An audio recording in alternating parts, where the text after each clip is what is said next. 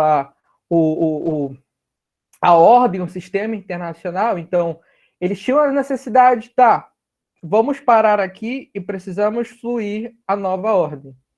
Então, temos já um ambiente altamente cooperativo, com a fundação dos blocos econômicos, com a formação de tratados, de acordo, novas pautas foram surgindo, como a questão do meio ambiente, que começou a ter um destaque mais relevante ali em meados da década de 80 para 90, que foi ganhando força, não apenas ali entre acordos entre os estados, mas tinham sempre um engate de alguma organização internacional que levava esse debate à tona. E então observamos a criação de um ambiente altamente multipolar, onde a gente não só não tiramos o Estado como elemento principal das relações, mas acrescentamos, como propriamente já citei, as organizações internacionais, as organizações não governamentais de ação transnacional, as empresas transnacionais, então estavam ali sempre presentes nesse cenário. E também eu encaixo já aí diretamente estados, municípios, províncias, então partes, elementos que compõem um estado por mínimos detalhes, né, por que seria a política baixa, a low politics, buscando maneiras de acionar, de se engajar dentro desse novo modo de observar a arena internacional ali no fim dos meados da década de 90, começo dos anos 2000.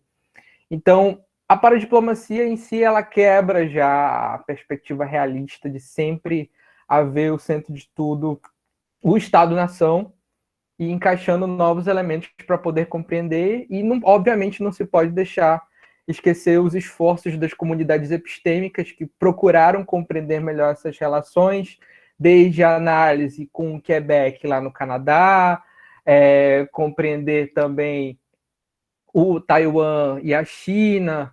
Então, esses elementos menores acabaram que se tornando de muita atenção por parte dos pesquisadores para compreender melhor esse novo processo de relação, onde se viam muitas das organizações internacionais que ganharam destaque, porém tinha esse elemento dos entes subnacionais também procurando o seu lugar ao sol.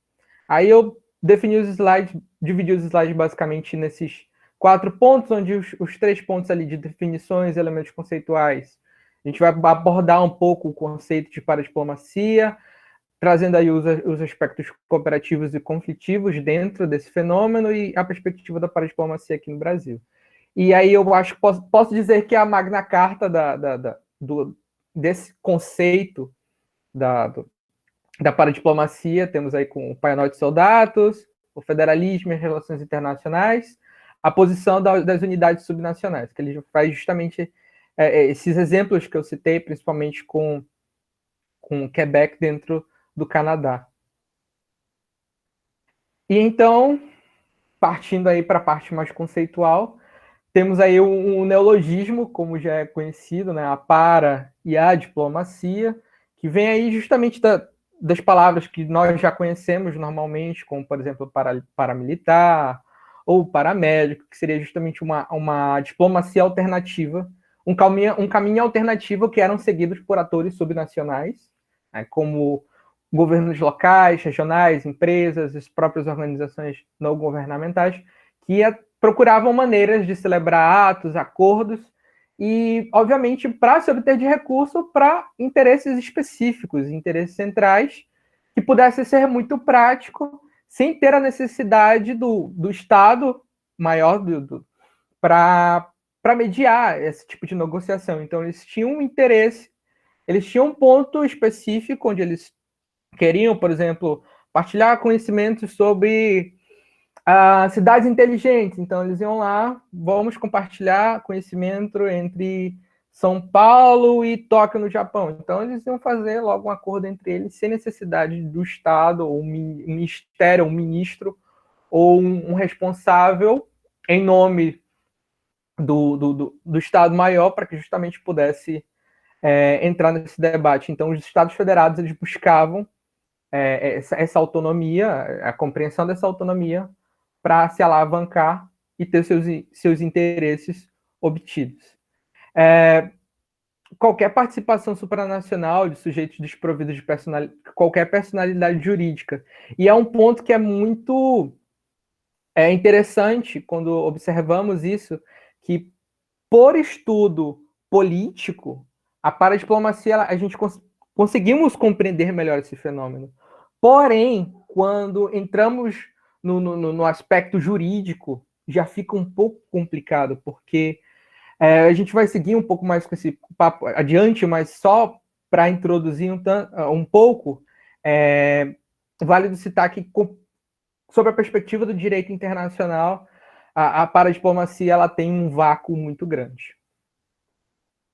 E aí, justamente destacando, acho que ele consegue, um conceito que consegue deixar muito claro o que é a paradiplomacia, é o envolvimento de governos não centrais nas relações internacionais, mediante o estabelecimento de contatos permanentes e ad hoc, contatos temporários, com entidades públicas ou privadas estrangeiras, com objetivo de promoção socioeconômica, cultural, bem como qualquer outra dimensão exterior nos limites de sua competência constitucional. Um ponto aí que já retratam o que eu havia citado na parte da questão de direito, que a gente vai logo mais abordar.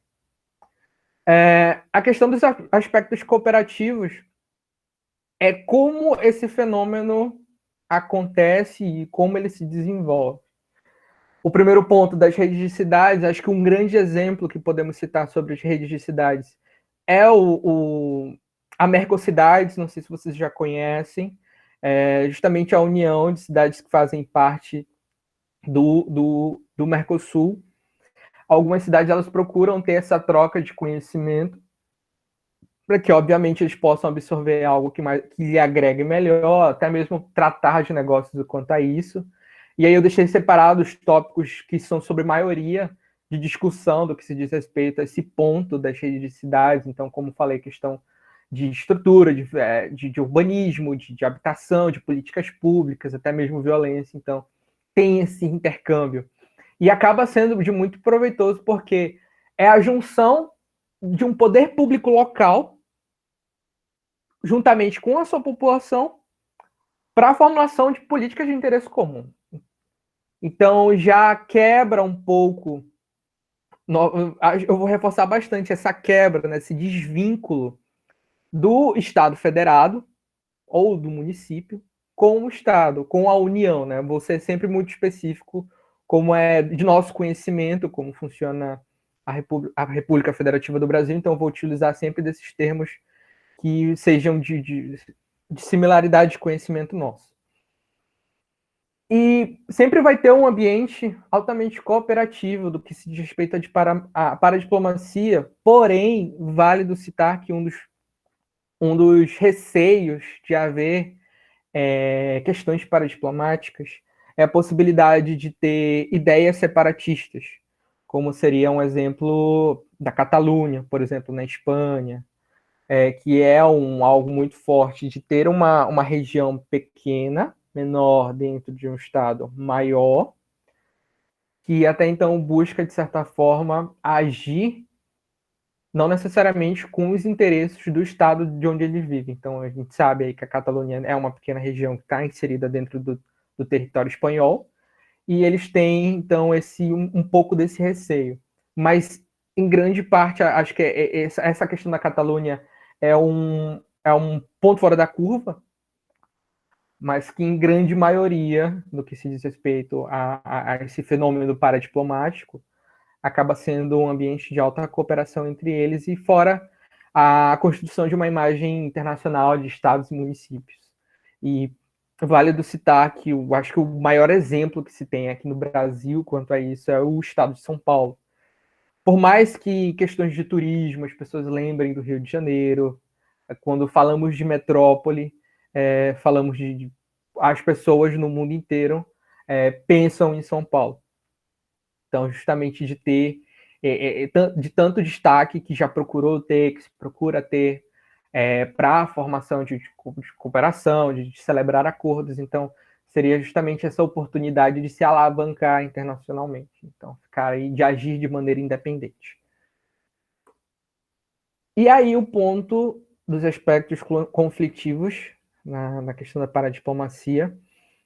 Aí a gente vai entrar um pouco no artigo que eu escrevi logo no finalzinho da graduação, que foi basicamente o meu TCC, que eu busquei comparar a questão do ordenamento jurídico. Né? Lá vai a gente entrar um pouco em leis, a gente vai entrar um pouco na Constituição, que na perspectiva do direito internacional se tem um vácuo aí, que ao mesmo momento grande parte dos países. Beleza, nós não temos uma lei para regularizar para a diplomacia. Umas pessoas têm a perspectiva de que, nossa, não se tem uma lei, então eu não posso fazer. Ao mesmo momento que o outro lado tem, olha, nós não temos uma lei para regular isso, então acreditamos que podemos agir dessa maneira. Então meio que há esse paradigma, esse confronto entre essas duas perspectivas. Isso é um grande exemplo do que aconteceu com a Argentina e com o Brasil. Na Constituição Argentina, eles tiveram essa preocupação, né? Já destaquei o artigo 124 aí, que eu vou até ler porque eu acho de muita importância que fique um pouco fixado. O artigo 24 já destaca muito bem. As províncias poderão criar regiões para desenvolvimento econômico e social, estabelecer órgãos com competências para o cumprimento de seus fins, com o conhecimento do Congresso Nacional. Poderão também celebrar convênios internacionais, desde que estes não sejam incompatíveis, só para deixar frisado, incompatíveis com a política exterior da nação, não afetem as competências delegadas ao governo federal e ao crédito público. E a questões do governo federal, ele cita justamente a questões de celebrar, por exemplo, em um período de guerra, celebrar ou declarar guerra ou celebrar a paz. Isso não compete a uma província tomar esse tipo de atitude, obviamente previsto na própria Constituição. Isso serve também para qualquer transação ou qualquer mudança do que se refere à própria moeda local. Então, um Estado federado ou uma província, como no caso argentino, não tem poder para isso e, obviamente, isso fica sob a responsabilidade do governo federal. Então, aí tem suas ressalvas muito bem destacadas. E aí, mais embaixo, eu já deixei a Constituição brasileira, que deixa muito bem destacada. No artigo 21, compete à União manter relações com estados estrangeiros e participar de organizações internacionais. Ponto. Encerrou aí. Então já se surge a compreensão de que, beleza, as relações internacionais da República Federativa do Brasil fica sob total responsabilidade da União, juntamente com o Ministério das Relações Exteriores e o presidente também, como chefe do executivo, tomando essa atitude. Então, tem essa compreensão da lei, da Constituição brasileira. E mais adiante, nessa compreensão, no ano de 2005, houve a PEC da Paradiplomacia. Então, com o deputado federal André Costa, do PDT do Rio de Janeiro, e também diplomata, ele entrou com a PEC justamente destacando que os estados, o Distrito Federal e os municípios pudessem celebrar atos internacionais, obviamente passando por uma análise da casa, então indo desde por votação na Câmara dos Deputados, passando pelo Senado, e assim poderia seguir com essa celebração de tratados, de atos internacionais e etc. Porém, houve um parecer negativo por parte da Comissão de Constituição, Justiça e Cidadania. E aí eu deixei também os textos para que a gente possa compreender o porquê houve esse parecer negativo. Então, eles deixaram destacados. Não há nada no texto constitucional que impeça estados, Distrito Federal e municípios de celebrar atos internacionais. Vemos, portanto, que a esses entes estatais é possível celebrar atos internacionais, sim, mas naturalmente, dentro da esfera da respectiva competência. É possível celebrar tais atos com qualquer pessoa estrangeira, sejam elas dotadas ou não de personalidade jurídica de direito internacional. Estado, Distrito Federal e municípios podem celebrar quaisquer atos com cidadãos, organizações oficiais ou não governamentais, ou quaisquer entes de natureza estatal. Então, aí já destacando país, província, departamento, condado, etc. E aí, sob essa argumentação, ele utilizou o artigo 18 da Constituição, que declara justamente que a organização político-administrativa da República Federativa do Brasil compreende a União, os estados, o Distrito Federal e os municípios, são todos autônomos, refrisar aí, todos autônomos nos termos desta Constituição. Então, para a prática de tais autos, não necessitaria de uma autorização prévia da União, porque essa quebra, essa autorização, já violaria a autonomia, como já foi destacada pela própria Constituição. Então, vai muito do que se compreendeu a lei para o momento, e assim, a PEC da paradiplomacia foi arquivada, e não se houve mais nenhum tipo de diálogo quanto a isso, do que se diz respeito a uma tentativa de ter leis, de ter algo positivo, algo institucionalizado para a ação da paradiplomacia dentro do Brasil, a ação desse fenômeno paradiplomático. E partindo um pouco desse preceito, já chegando em ambiente nacional, gostaria de ressaltar, como destaquei, um pouco dessa compreensão de um dos maiores exemplos de paradiplomacia, e partindo também para o nosso estado. E logo no site do estado de São Paulo, eles têm uma aba lá de assuntos internacionais dentro do site de relações internacionais do estado de São Paulo, basicamente todo o seu leque, todos os seus acordos já afirmados, desde cooperações bilaterais, multilaterais, sobre a rede de cidades e as representações internacionais. Que eles, para ter essa autonomia, eles já buscaram ter uma consolidação de leis que pudessem cobrir esse tipo de atitude e que não houvesse nenhum problema legal do que se diz respeito a esse ponto. Então, aí eu já destaquei sobre o acordo entre cidades irmãs, aí já pude trazer o número de acordos de cooperação multilateral que o Estado de São Paulo tem em vigência atualmente, que são todos de 25 acordos. Para a formação de blocos e grupos de rede de cidades, tem, de acordo com eles, tem 24.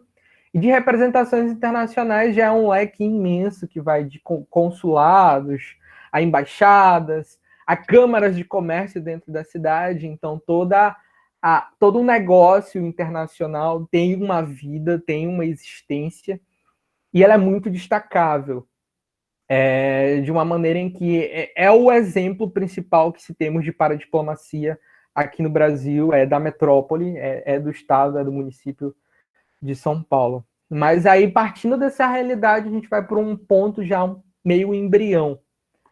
E já no estado do Amazonas, recentemente, desde a entrada do atual governador Wilson Lima, houve a fundação da SERF, que é a Secretaria do Estado de Relações Federativas e Internacionais, que aí trouxe um pouco aí do que eles querem, do objetivo deles, que é realizar essa interlocução entre os entes federativos, órgãos do governo, organismos públicos e privados, nacionais e internacionais, visando a captação de recursos para custear as ações do Estado com vistas ao desenvolvimento econômico e social do Amazonas.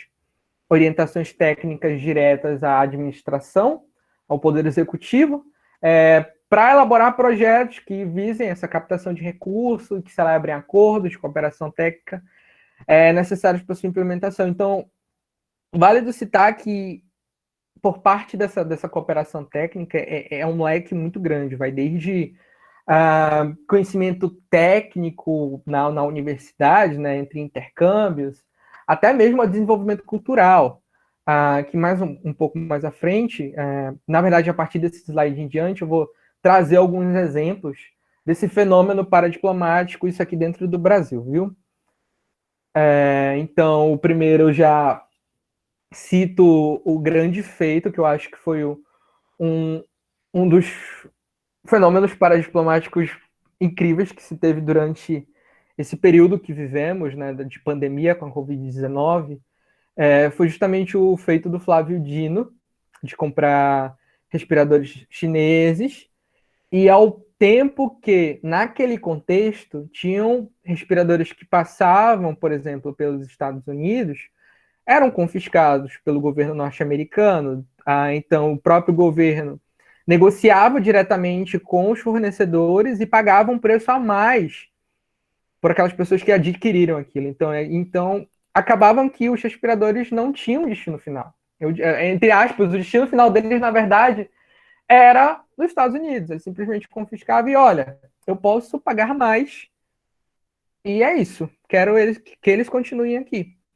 Então, Flávio Dino articulou um outro caminho, saindo um pouco dessa rota, saindo da China, partiu para a África, ali pela Etiópia, passou pelo aeroporto de Guarulhos, porque ele teve que fugir da Receita Federal também, e chegou ao Maranhão e conseguiu ter acesso a esses respiradores e chegou ao seu destino final, que era justamente amparar as pessoas que estavam passando, infelizmente, por essa enfermidade. Então, é um grande feito desse fenômeno paradiplomático. Acredito que atualmente é um dos maiores exemplos que se temos disso nesse contexto aqui no Brasil. Aí já trouxe algo do Amazonas, sobre uma visita da Embaixada da Itália no ano de 2018, para justamente propor parcerias e eventos e desenvolvimento cultural dentro do Amazonas, que é algo muito comum aqui no estado. É sempre quando havia eventos, né? Espero voltar logo com os eventos aí. Quando havia os eventos era muito comum, quando tinha uma participação internacional, um apoio da embaixada tal, um apoio do consulado tal. Então tinha essa articulação prévia de ter esse intercâmbio cultural, de trazer artistas de fora para realizarem eventos aqui, e assim como enviar os nossos daqui para compartilhar por lá. E por último, mas não menos importante, o projeto do Prosamin, né, o Programa Social Ambiental dos Igarapés de Manaus. Ele surgiu com base em um investimento do próprio Banco Interamericano de Desenvolvimento. E isso foi uma parceria direta com o governo do Amazonas. E daí eu deixei destacar justamente parte do Prosamin 3, mas desde o começo isso tem um investimento do próprio Banco Interamericano. Parte disso se deve ao projeto que o próprio governo do Amazonas procurou apresentar, e então, aprovado, eles receberam esse financiamento e assim desenvolveram parte do projeto que hoje conhecemos aqui em nossa capital para beneficiar famílias que viviam em situação de risco nos igarapés.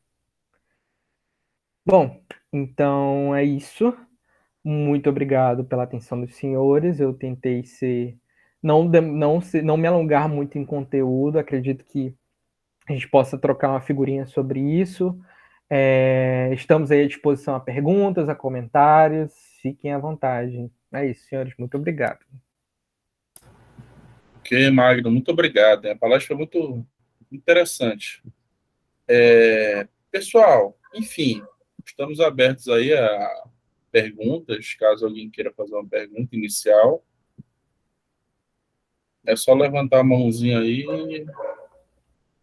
e fazer a pergunta, tá? Vou até parar aqui o compartilhamento, qualquer coisa. Vamos ver se tem alguém aí que se prontifica. Vamos começar então com o Thailson. Aí vocês podem levantar a mãozinha aí que a gente vai ordenando as perguntas, tá? Então vamos lá, Thailson, fica à vontade. O senhor delegado da África do Sul, com a palavra. Da África do Sul? Boa noite, Vamos Magno, lá, querido. professor. Oi, querido. É uma pergunta bem simples, mas de se pensar porque nosso antigo prefeito da cidade, o Arthur, ele era diplomata de carreira, e a gente vê que, por mais que ele tenha ficado todos esses anos dentro sendo o nosso chefe aqui do município, ele não agregou coisas tão interessantes nessa área da própria paradiplomacia do município. E agora a gente vê que eu realmente não sabia que já tinha surgido essa secretaria voltada para as relações internacionais, e que bom que agora surgiu. E eu gostaria de saber de ti, que já tem um conhecimento mais aprofundado sobre o assunto, de que forma que o município poderia avançar mais nesses assuntos. Será que seria necessário apenas essa secretaria para que a gente viesse a desenvolver mais a cidade, ou a gente precisaria que cada área, por exemplo, a área da saúde, da economia, todos eles tivessem uma parte que fosse voltada para as relações internacionais? Perfeito. Inclusive, gostei bastante da pergunta, viu? Sobre o que você citou nesse ponto final, esse modus operandi já era muito comum, né? De ter, por exemplo, uma secretaria de saúde do município tinha um setor ali, uma salinha para relações internacionais. De desenvolvimento urbano tinha uma salinha ali para relações internacionais. Vamos falar sobre questões turísticas, tinha ali uma salinha para relações internacionais. Acredito que apenas um setor do governo não seja suficiente. Em gênesis desse novo órgão do governo do Amazonas, é bom porque ele não é uma secretaria que em sua matriz se encontra aqui. É uma secretaria que a sua atividade é plena em Brasília. Então, eu acho que foi uma jogada muito boa, porque lá temos o centro de tudo. Lá eles podem encontrar embaixadores, podem encontrar inúmeras organizações internacionais, agências internacionais. E foi uma jogada estratégica interessante ter essa sede em Brasília e se tratar de uma filial aqui na cidade, por parte do governo. Mas aí, acredito que acabaria sendo mais proveitoso se o município começasse de fato a ter esse engajamento juntamente com o governo do Amazonas. Porque assim, a gente sempre debate, sempre discute que a região norte, o Amazonas, Manaus principalmente, tem um grande potencial, principalmente turístico. Aí também vem a questão de matérias-primas, até mesmo de commodities que produzimos aqui, as nossas frutas, nossos peixes. Nós temos um potencial de trazer um processo produtivo muito bom e exportar esse tipo de material, mas isso não acontece. E, infelizmente, não é um assunto que não chega nem a ser debatido. A gente bate em pontos de políticas públicas que a gente não consegue ter um próprio mercado local decente, sabe? Um grande exemplo é quando a gente passa por processos de cheia, porque tem inúmeros produtores que estão nos interiores que, chegou cheia, acabou, não tem produto, não tem o que vender. Essas pessoas não têm um apoio, não têm um suporte. E eles não são, como posso dizer, a questão dos recursos no interior, logisticamente falando, é altamente escasso. E acredito que no Amazonas a gente tem um acesso maior a outras cidades por meios aéreos e por meios fluviais, cara. Por estrada, são poucas cidades que temos acesso. E falta um trabalho de cooperação, ter um diálogo maior entre o governo do Amazonas e o município. E, infelizmente, isso é barrado muitas vezes por questões de perspectiva política mesmo. Né? Tem a necessidade de fazer o jogo de quem tem, de fato, um maior poder de influência, porque temos o governo do Amazonas, mas a gente sabe que ele acaba... As pessoas observam o governo mais em Manaus, mais na capital, do que propriamente nas cidades do interior.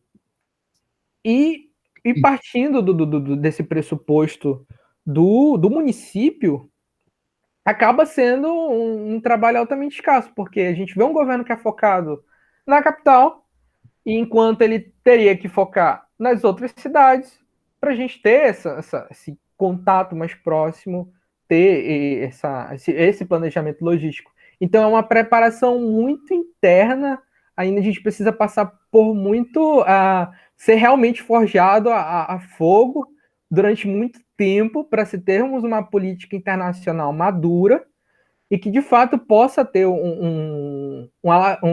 como posso dizer, ter uma alavanca para a arena internacional.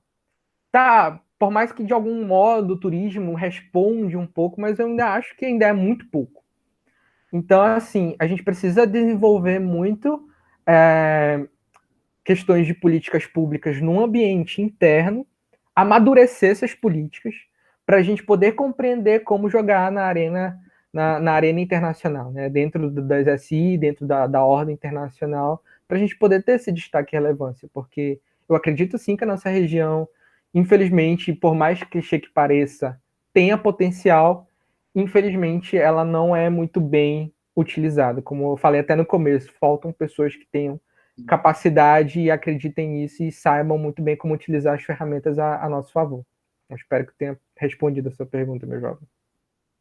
Inclusive, interessante isso que tu falou, porque muitas das vezes a própria sociedade civil é muito mais cobrada que o Estado.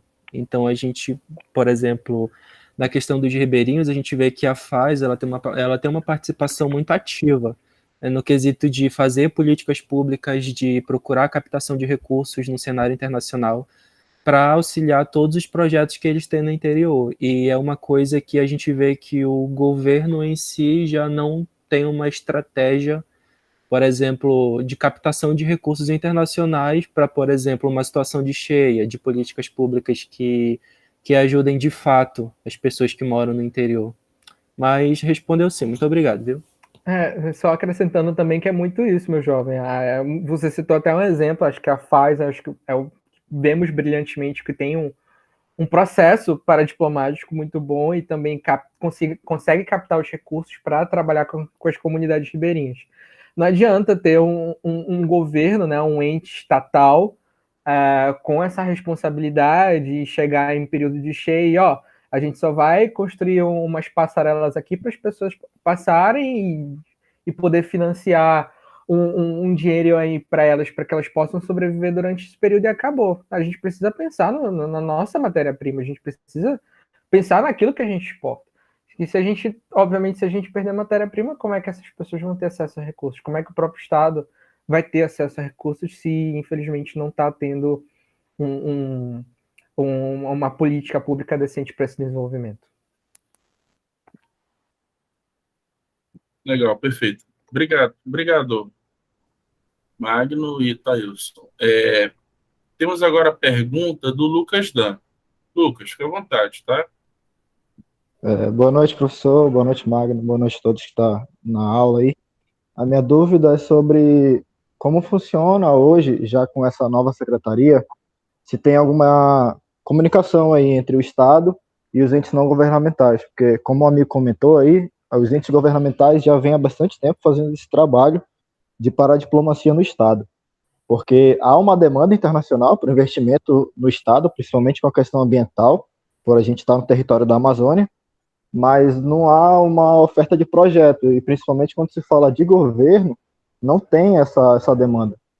Porque falando em relações de indústria com o Amazonas, a gente tem hoje uma indústria de pneu no polo, que é a Michelin, que está tentando fazer com que a sua matéria-prima seja toda comprada no Estado. Mas o Estado não consegue atender nenhum terço da demanda que ela precisa. E aí, uns 2 anos atrás, ainda quando a gente ainda estava no La Salle, surgiu um comentário de que o Amazonas poderia ganhar a concessão de vender peixe para a rede Pão de Açúcar, mas não conseguiu atender a demanda também, por falta de resposta, comunicação e questão de quantidade mesmo que não ia atender. E a gente vê que o Estado perde questão de incentivo externo por falta de comunicação ali, de não atender do governo. Mas a gente sabe que as entidades não governamentais já fazem esse papel há muito tempo. Como que você vê, Magnus, se há uma relação ali entre a entidade não governamental, que já faz o trabalho há bastante tempo, e o governo que está começando a se organizar para tomar esse tipo de iniciativa? Muito bem, então. Vamos lá. partindo desse pressuposto, o que eu estava acompanhando, partindo do próprio Wilson Lima, ele que, por mais que tenha um representante próprio do órgão, ele tem sido muito incisivo nessa tentativa de diálogo com empresas transnacionais, com embaixadores, com diplomatas, mas assim, no papel tem muita coisa que eles pretendem fazer, por exemplo, expansão do polo de produção e distribuição, por exemplo, a semana passada, se não me falha a memória, ele estava conversando com os diretores da Coca-Cola, mas assim, não vejo assim, algo muito, como posso dizer, audacioso, né? Um planejamento muito audacioso da parte dele. E também esteve conversando com alguns embaixadores da Itália e da Suíça, mas isso foi mais algo para uma cooperação totalmente técnica do que se diz respeito a universidades.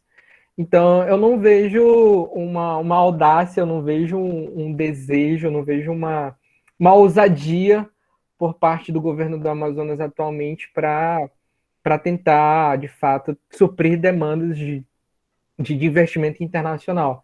Infelizmente, o que você citou aí é o que ainda continua atualmente. Eu sinceramente, tento ser muito otimista do que se diz respeito a esse ponto, mas infelizmente não tenho nenhuma perspectiva de algo audacioso ou ousado por parte do governo do Amazonas. Então, ao que parece, vai manter tudo aí no 0-0. Eu espero estar errado um dia, mas ao que parece é isso. Obrigado, Magno. Nada, Luquinhas. Valeu, Lucas. Alguma pergunta mais? Dieguinho tá quietinho hoje. Não, nenhuma, Breno. Nenhuma, Breno.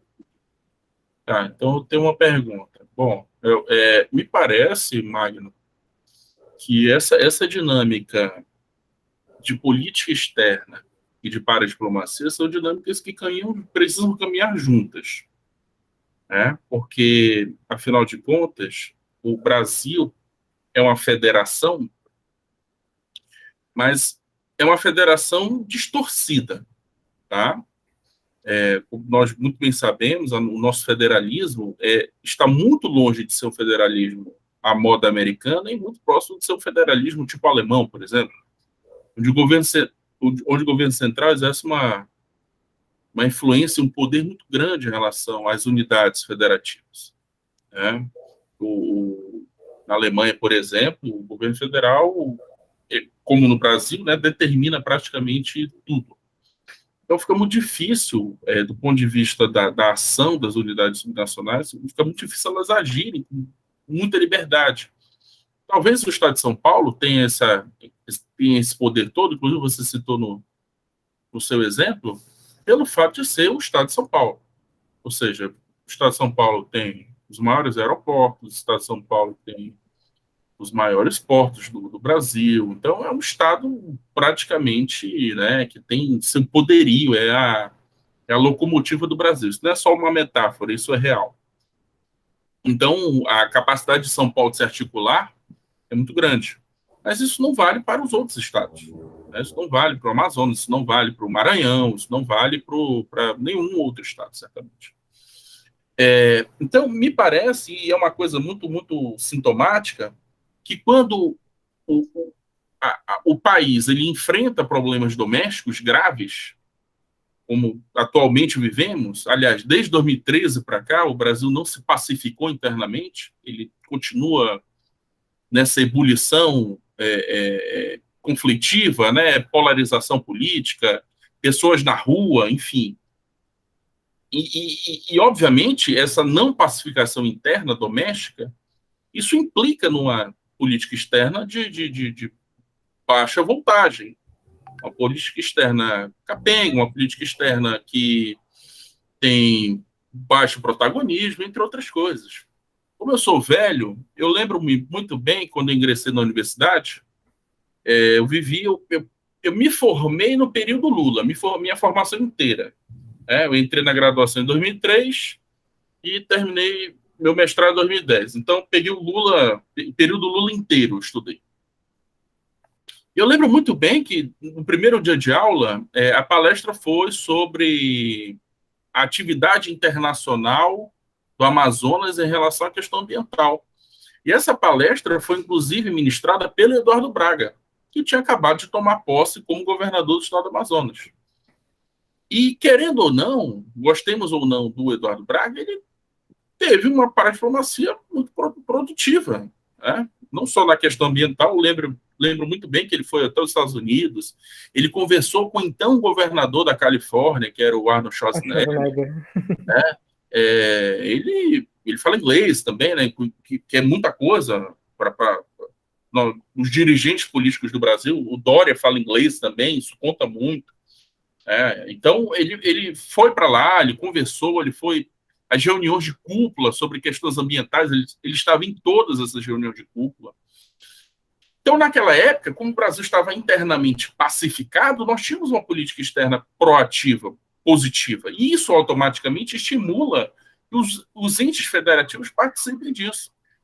Agora, quando você diminui, você tem muito conflito interno, a política externa diminui, os estados e os municípios igualmente enfrentam essa dificuldade. Né? Eles igualmente enfrentam a dificuldade por conta dessa baixa produtividade da política externa. Certamente o caso aí da Covid, né, esse problema que nós estamos enfrentando há mais de um ano, parte do protagonismo desses estados diz respeito a questões puramente circunstanciais, como foi o caso do Flávio Dino em relação a esse contrabando de respiradores, foi o que ele fez, de fato, né? Claro, não estou criticando, né? Eu acho que foi um contrabando do bem. Então, nada contra contrabando, diga-se de passagem. Né? Laissez-faire, laissez-passer. E a ideia de que esses estados estavam atuando do ponto de vista da paradiplomacia foi uma ideia puramente reativa em relação ao governo federal, né? Que praticamente impossibilitou muitos estados de tomarem decisões. Então, nesses casos, afrontar a legislação, tomar decisões, né, extralegais, entre outras coisas, foi uma questão de sobrevivência, né? Uma questão de sobrevivência, literalmente. Então, assim, Magno, sendo bastante direto, a minha problemática é mais ou menos essa, ou seja, eu tendo a ver uma atividade positiva da paradiplomacia e numa relação sintomática com a política externa brasileira. Eu não consigo ver uma coisa superando a outra, uma coisa indo na frente da outra, mas não, uma coisa assim, como se elas caminhassem juntas. Eu tendo a ver assim, né? E uma segunda questão que você colocou, eu queria ouvir teu comentário em relação a isso, né? Se você concorda, discorda, enfim, né? E uma segunda questão, Magno, que eu queria colocar, que diz respeito a essa tentativa dessa PEC sobre a paradiplomacia. É uma PEC mesmo? Sim, foi uma PEC. Foi, né? Já está arquivada lá, bichinha. Exatamente. Eu acho que, assim, vamos lá. A PEC, ela iria criar, digamos, um marco jurídico, uma jurisdição. Né? Ou seja, uma coisa relativamente interessante. Só que nós temos um vício, nós brasileiros temos um vício, que é de pensar que são um vício civilizatório, inclusive, de pensarmos que mudanças legais produzem resultados práticos. Né? Então, você muda a legalidade da coisa, é uma cultura positivista mesmo, né? E isso vai produzir novas práticas. Mas eu acredito no contrário. Eu acredito que as práticas que levam a boas leis, né? A boas leis. Então, eu acredito muito mais, o Magno, numa evolução prática da paradiplomacia, e eu acho que esse problema da Covid foi muito interessante para isso, para o exercício internacional desses estados. Por exemplo, o Maranhão ganhou muito com isso, São Paulo ganhou muito. Né? Eu acho que esse exercício prático, se evoluir bem, ele pode levar aí sim a uma demanda jurídica, a um marco da paradiplomacia no âmbito do legislativo. Eu queria te ouvir em relação a esses dois pontos. Tá. Em relação a essa última questão, que diz respeito a uma prática paradiplomática, em relação à primeira questão que eu coloquei. Tá. No seu primeiro ponto, o senhor citou na questão da.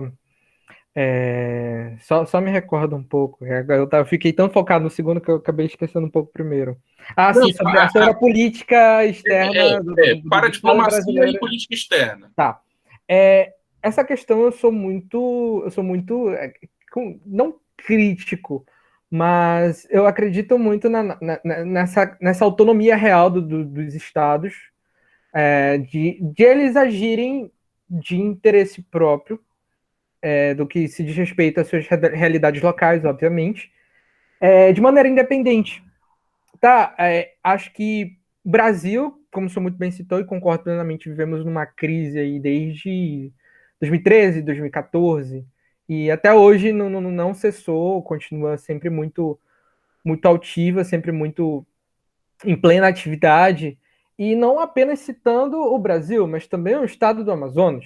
Vivemos, para mim, vemos em total crise política até os dias de hoje. Desde o impeachment do Melo, que se prosseguiu, e assim a crise na saúde. Então, são janelas que mexem diretamente com a política interna, e é justamente isso, de não se ter uma consolidação e ter, obviamente, problemas de possivelmente lidar com a arena, né? De lidar com a arena internacional. Mas acabo que ainda levo a crer que acabaria sendo proveitoso por parte do Estado tentar angariar por parte, como posso dizer, tentar alcançar esse ambiente internacional, mesmo que não seja um ambiente de plena participação, né? Como era o caso do Eduardo Braga, assim, quando ele assumiu o governo do Estado. Que o senhor citou que claramente ele tinha uma plena participação em ambiente internacional. Hoje em dia não tem condições de acontecer isso. Mas são pontos que tem-se a necessidade de ficar fomentando, principalmente quando se tem uma perspectiva diferente do governo federal, que eu acho de muita importância que isso aconteça. Questões de procurar ter fundos de manutenção, principalmente aqui, como citamos anteriormente, para pessoas do interior terem a questão do desenvolvimento sustentável, ter acesso a projetos que possam ajudar as pessoas no interior ter o seu sustento ali, né? Ter as suas condições de vida que não sejam apenas da extração, por mais que, enfim, são pequenas comunidades, acredito que não seja algo tão impactante, mas que acaba apoiando isso. Então, por mais que. É meio que na ideia do grão em grão a galinha enchendo o papo, então, meio que de pouquinho em pouquinho vai tendo esse destaque maior. E aí, quando se tiver possivelmente uma política madura, futuramente, né, que apesar de que vivemos na América Latina, e a América Latina é igual a instabilidade, de ter essa possibilidade de, quando termos ali um processo, podermos avistar uma futura estabilidade política, já ter um ambiente mais maduro, mais consolidado, e poder se largar dentro dessa arena internacional. E em relação ao segundo ponto, da legislação, eu sou muito crítico do direito. Assim, eu sou realmente muito crítico nessa questão das legislações, principalmente nesse ponto da paradiplomacia. Eu realmente acho que a Constituição, já deixando claro a autonomia dos estados, eu acho que a gente tem um ponto bem semelhante nessa questão aí. O direito internacional em si, ele é muito crítico para a diplomacia, mas porque ele é altamente... ele tem um pouco dessa perspectiva realista, porque as leis, quando falamos de celebrar tratados e acordos, a gente vai falar unicamente de Estados-nação, pois Estados-nações, eles tomam essa frente, assinam os acordos e levam isso para a sua jurisdição interna, né? E eu não acho que tenha necessidade ainda, independente do que seja mais lá na frente, de ter ter ter esse ordenamento jurídico para compreender o conceito ou estabelecer os limites da paradiplomacia. Eu não acho que o Estado deveria interferir diretamente, né? O Estado que eu digo, a União tenha que interferir, muito pelo contrário, como a gente é muito crítico do nossa... Eu sou bastante crítico do nosso pacto federativo nesse ponto. Então, acho que quanto mais independência aos estados e municípios, melhor. Então, acho sinceramente que não necessitaria ter um diálogo sobre uma necessidade de um ordenamento jurídico para definir o fenômeno paradiplomático para os estados e municípios. Legal, obrigado. Obrigado, Magno. Nós temos uma pergunta do Thailson, novamente, tá? E logo após a pergunta do Thailson e a resposta do Magno, eu já vou encerrar, tá? Caso alguém queira ainda fazer alguma pergunta, é só levantar essa mãozinha virtual aí que a gente ainda pode fazer, tá bom? Então, Thailson, fique à vontade. É só tecendo um comentário em cima do que vocês acabaram de dizer, que eu acredito que essa paradiplomacia dentro dos municípios, principalmente por conta desse viés que ela tem cooperativo, ela deveria muito mais vir para trazer uma evolução, ou seja, agregar mais a esses municípios do que a função que ela está exercendo no momento, porque principalmente quando a gente trata de Amazonas ou até mesmo do Norte, estados do Nordeste, a gente vê que o governo federal deixa um pouco de lado todas essas questões,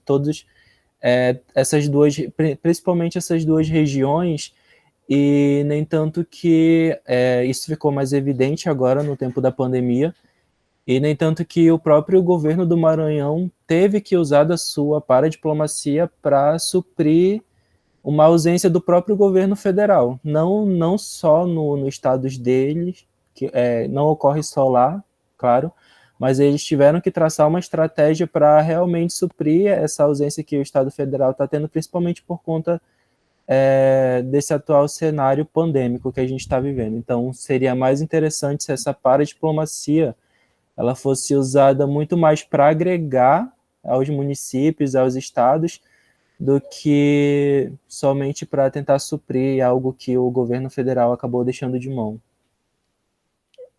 Só tecendo um comentário em cima do Thailson. Thailson, meu jovem, eu queria dizer que foi basicamente essa a minha motivação de escrever sobre paradiplomacia durante o TCC, viu? Durante muito tempo, eu observava muito essa ausência do governo federal do que se diz respeito ao ambiente norte e nordeste, e sempre muito focado no que de fato tem uma carga de lucro maior, querendo ou não, a grande parte do PIB circula no sul e sudeste, enquanto o norte e nordeste são esquecidos. Assim. Então, eu concordo plenamente com você no que se diz respeito à sua posição, é isso, viu? Legal. Obrigado, Magno. Então, pessoal, desejo a todos uma ótima noite, especial Magno. Mais uma vez, obrigado, Magno, por ter aceito o convite, né?